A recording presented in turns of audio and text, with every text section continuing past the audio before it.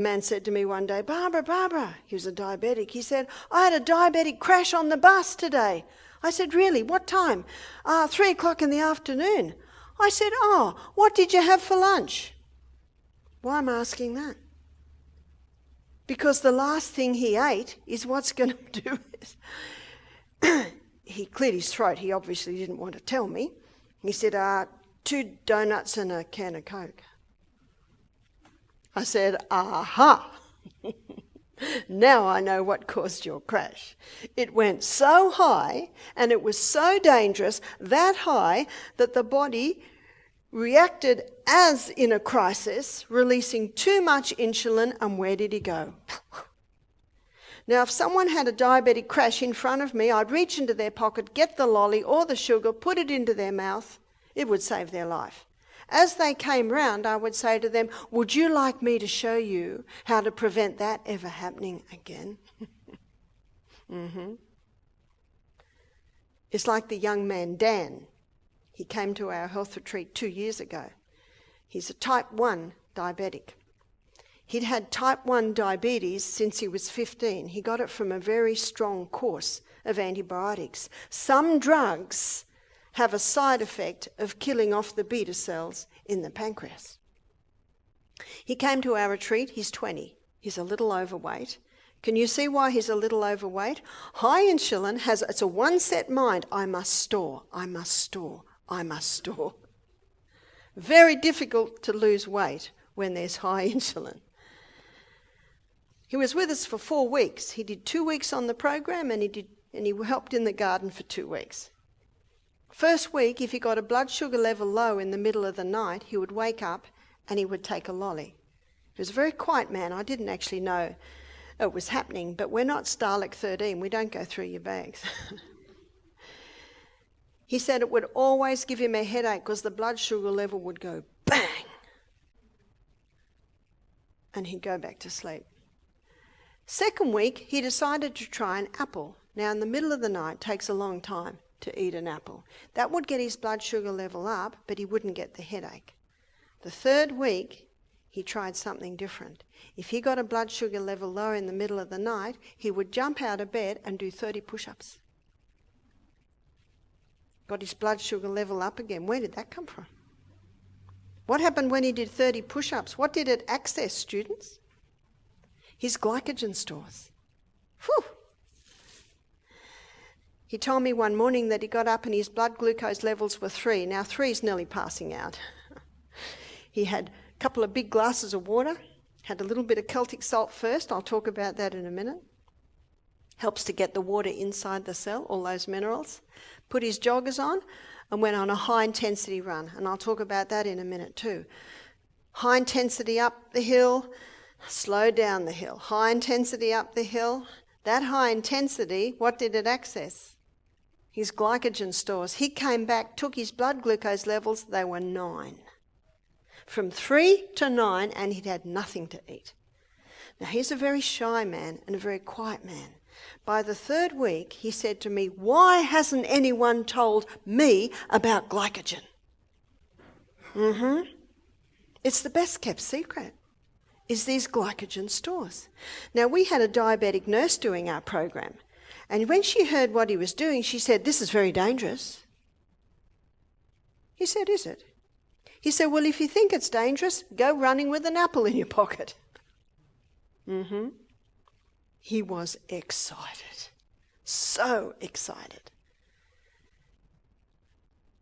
He was accessing his glycogen stores, but he was also eating a food program that was very low in carbohydrates. Way back in the 80s, Dr. Atkins showed this. In fact, Dr. Atkins, he did it for weight loss. He stopped the carbs to lose weight because he theorised, if I stop the carbs and don't have the glucose coming in, my body will start to eat the fat stores. That was he theorised. He did it on himself. And it worked. So what did he eat? You might not know what his full diet was. He ate a high fibre diet. 3 cups of vegetables a day with the exclusion of the potato. The wild yam, sweet potato, you called it kumara, is that how you say it? Kumara. It's different to the potato. It has low glycemic index. We'll look at that in a minute. He ate a lot of fibre. He also ate a lot of protein. And this is one area of the Atkins diet that everyone talks about, is the high protein. And he was also eating quite generous amounts of fat. Now, these three food groups keep the food in the stomach longer, so the person doesn't get hungry. Fibre keeps the food in the stomach longer because fibre binds up all the glucose and slowly releases it. And that's what the diabetic needs. Protein is the food that's broken down in the stomach. So when you have protein in your food, it keeps the food in the stomach longer. Fat keeps the food in the stomach longer because it coats the food. And that's very good news because it means you can go quite a distance between meals. And the fact is we have one stomach and one stomach only. And it takes about 3 to 4 hours to digest a meal, and then the stomach loves a 1 hour rest. Now the cows can eat all day because they've got about 5 stomachs, but not human beings.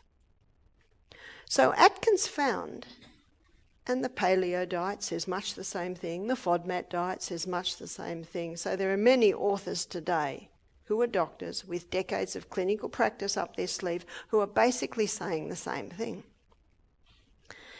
You see, these three food groups keep the food in the stomach longer. Important point on a weight loss program. These three food groups also are the essential food groups. Why essential? Well, fibre is essential because fibre keeps that colon moving, and it's pretty important that the plumbing's working well. Fibre stimulates movement in the colon. Fibre also sweeps the colon. And it's also in the fibre part of your food that you'll find a lot of your nutrients intensified. Now, I do not eat the skin of pineapples and oranges and mangoes and pawpaws. But when I was a little girl, Mum peeled everything. But we don't peel a lot of things. We don't peel potatoes today, do we? I mostly don't peel cucumbers. I don't peel carrots. So that's what I mean by the skins. And they're basically one of the highest fibre. Fibre is essential. Protein is essential. Yesterday we looked at the DNA. We looked at how the crossword bands are made up of amino acid. The new cell is built up by amino acid breakdown from the protein we eat. 50% of the membrane around every cell in the body is made up of protein. That's pretty important. In fact, once you take the water out, protein is the main substance that our body is made up of. Protein is essential. You cannot heal without protein. You cannot build new cells without protein. 50% of the membrane around every cell in the body is fat, except for the brain cell. The membrane around each cell in the brain is 70% fat. Did you know the brain is the fattiest organ in the body, and the brain loves fat? Got that? Now, there are fats and there are fats.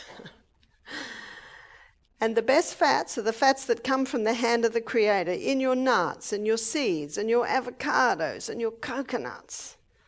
And the two concentrated fats that are the best fats are your coconut oil and your olive oil. Both oils have been used for centuries. And the cultures that used these oils always had fine health.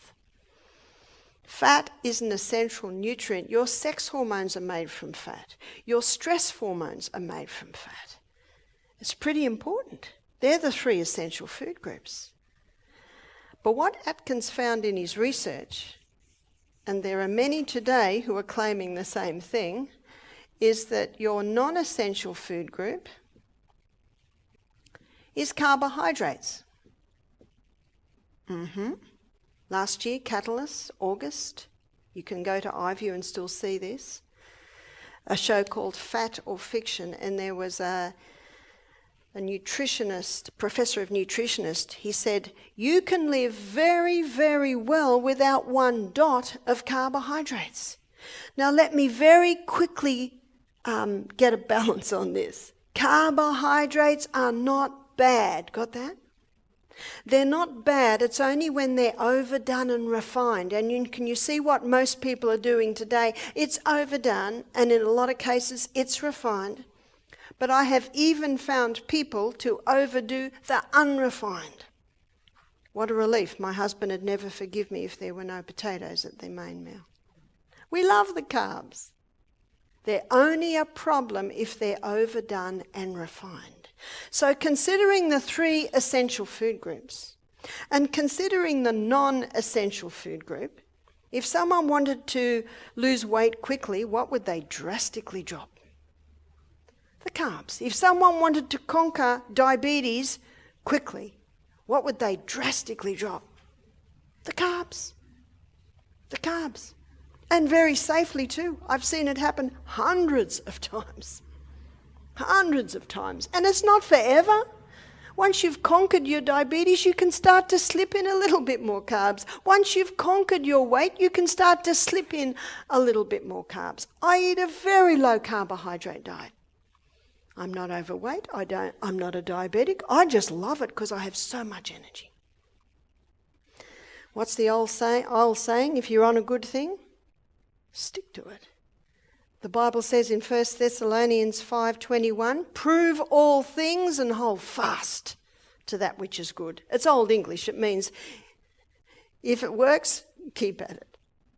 One lady said, do you ever step sideways? I said, why would I? I enjoy so much what this does for me. Atkins, the FODMAP, paleo diet, I'm sure we've all heard of it. There's even paleo restaurants today. They all advocate meat for protein, yep. And I'm a vegetarian. How can you do this on a vegetarian diet? To do it on a vegetarian diet, we need to have a look at vegetarian protein. And we're going to go to Genesis 1:29, where God tells Adam and Eve what to eat. So we're going to look at the food, we're going to look at the protein content, and we're going to look at the carbohydrate content. Thank you. And God said to Adam and Eve, behold, I've given you every herb-bearing seed which is upon the face of the earth. What's a herb-bearing seed? A herb-bearing seed is a grain. So there's one. Another herb-bearing seed is a legume. Another herb-bearing seed is a seed. So what's the grain? Wheat, rye, barley, oats, amaranth, buckwheat, millet, quinoa, so many grains.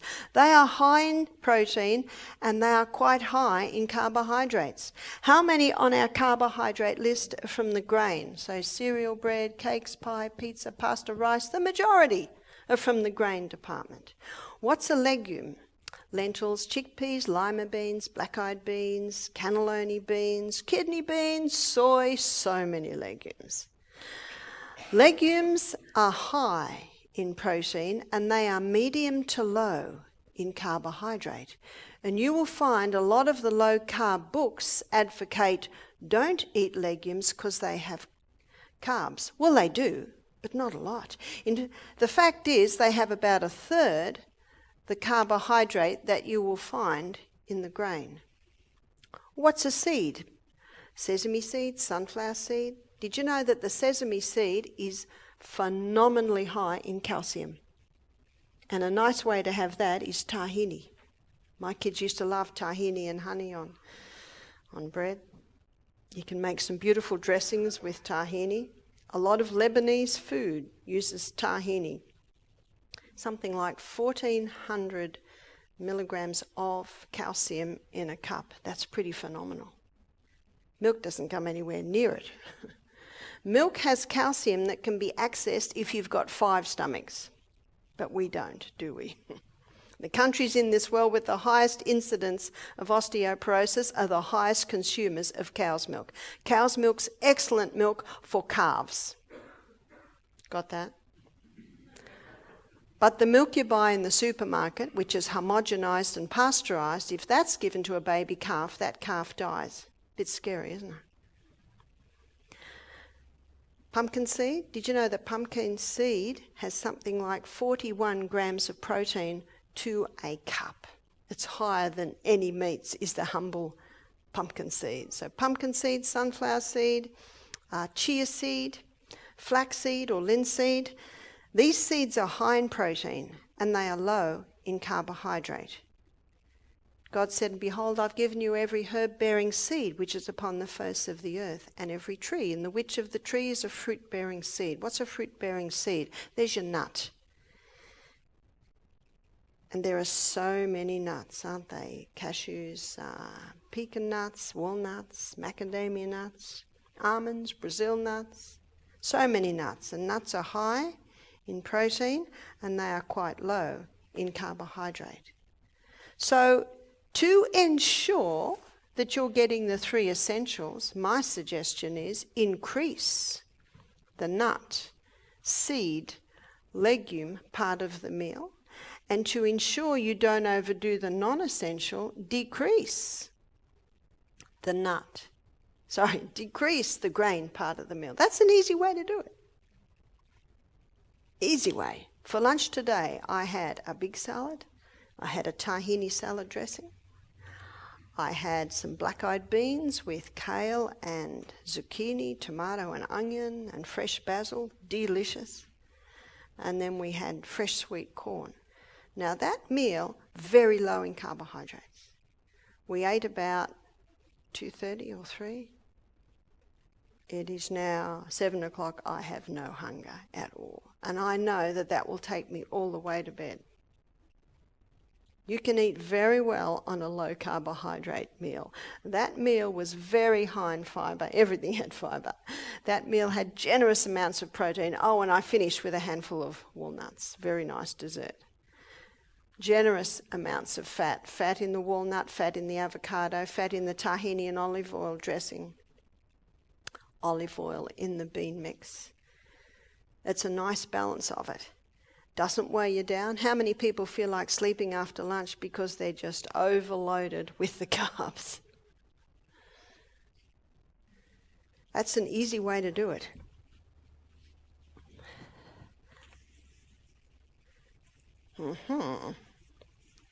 I think I need metho on this.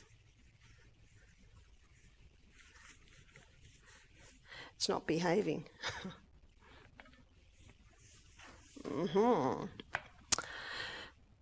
You will find that most of the health professionals today are saying what I'm saying. And the paleo diet, the FODMAP diet, Atkins diet, also Bruce Fife in his book, they are advocating exactly what I'm saying. Now, these doctors have decades of clinical practice up their sleeve, but something else has come into the equation. Because Aussies and New Zealanders have been eating sugar for a long, long time. What else has come into the equation is a grain that you will find, if you wouldn't mind working away at that, you will find most cereals are made out of this grain. You will find most breads are made out of this grain. Most cakes are made out of this grain. Pies and pizza are made out of this grain. Pasta is made out of this grain. So all from here. They are all made out of that grain. Can anyone guess what it is? It's wheat.